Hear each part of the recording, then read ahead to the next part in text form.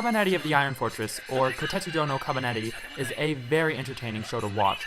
While it is not always necessarily too logical, it has plenty of stunning scenery and savage violence to at least partially make up for its complete lack of logic. Presentation is definitely what this show does best. Fluid animation and beautiful quality make something as simple as a train look stunning to watch.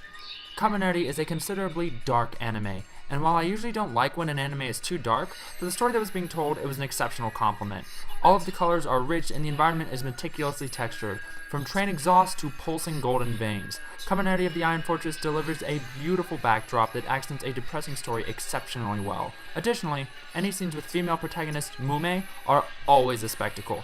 You will get the pleasure of seeing anything from acrobatics to acrobatics with head slicing, and even the ever so rare kick decapitation. Kabaneri is filled with dark, textured, beautiful scenes and brilliantly bloody Mumei massacres.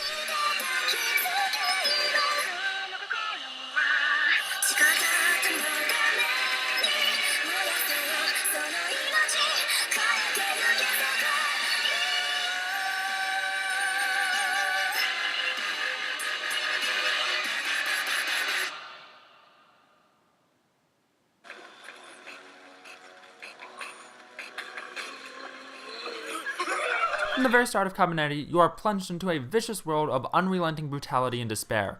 The world is plagued by Kabane, mindless and savage zombie-like creatures that have thrust humanity into paralyzing fear. Unfortunately, the effects of this epidemic are very much watered down by the constant holes in the story, and the whole time I was waiting for things to get explained. The Kabane are lacking various explanations. Where did they come from? Why do they have nearly unbreakable magical golden hearts? Is there any way to revert them back to their normal human form? Why do none of the characters care about any of these things? Adding to the chaos, the two main characters, Ikuma and Mumei, are Kabane human hybrids called Kabaneri. This creates a constant indisposition in society's sentiments of Kabaneri. And I won't spoil anything for you, but as the story goes on, the extent of the abilities of both the Kabane and Kabeneri become increasingly vague and far-fetched. An antagonist exists, but he isn't really key to the story of a society haunted by Kabane. He is really just there to create conflict for our protagonist to overcome.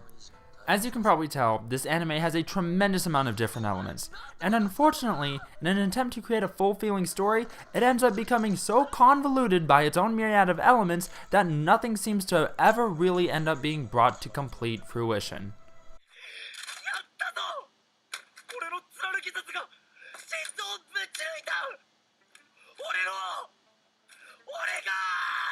The primary characters are Mumei, Ikuma, and the antagonist, Biba.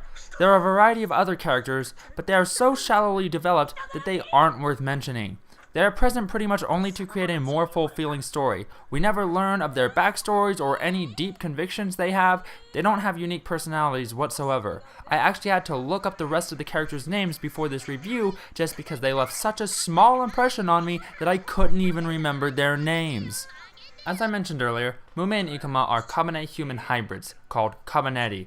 However, they are both quite different, mainly that Mumei is a Kabaneri badass that makes Ikuma look so incompetent that it's almost a wonder as to why the producers felt as though they needed him to be a Kabaneri, seeing as how his combat ability is pretty much just limited to the clumsy firing of a anti-Kabane weapon he designed.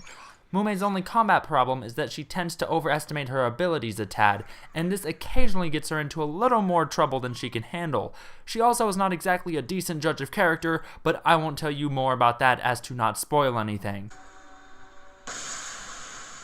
Ikuma is a bit of an atypical main character. Often the case is that main characters have some special ability or are in some special circumstance that compels them to act differently from those around them. What makes Ikuma special is that he really isn't special at all. He is in the same circumstances as those around him. The difference, though, is that he mustered the courage to at least try to fight back against the Kabane. Was he turned into a Kabaneri? Yes, but that isn't what characterized him as unique. His determination and courage was present before he turned into a Kabaneri, and his personality isn't altered by becoming one. His lack of uniqueness is the very thing that makes him a unique character. Unfortunately, we know pretty much nothing else about him. His past is almost a complete mystery. He doesn't seem to have any relevant relationships to any of the characters aside from Mumei, and his personality is very one-dimensional. He's super serious about not being afraid of the Kabane and stopping the antagonist. That's pretty much all we know about him. He has no moments of introspection or any existential reflection, and unfortunately, that applies to all of the characters. And in many anime, things like that don't matter at all. But in an anime where the whole world is in despair and people are losing loved ones left and right, occasional deep conversations would be a very good addition to the story. I'm going to avoid saying much about our antagonist, Biba, because there isn't much to say, so pretty much anything I do say will be a spoiler. But I will say this. As an antagonist, he feels like he simply exists to create a conflict. We never really get to be well acquainted with any more than a single aspect of his personality. I like being able to look at antagonists as more than simply antagonists, but as characters that pose a relevant existence and have full feeling backstories and motives, with various dimensions of their personality. Biba's backstory was pretty much the following. This is Biba's backstory. This is his corresponding response to said backstory. The end. I feel like I could have become much more emotionally involved in the story if I knew more about the other characters' backstories and personalities. As odd as it might sound, in a story with a pervasive theme of despair, I would like to have deeper personal connection with the characters as so that I may more fully experience the despair the story has to offer.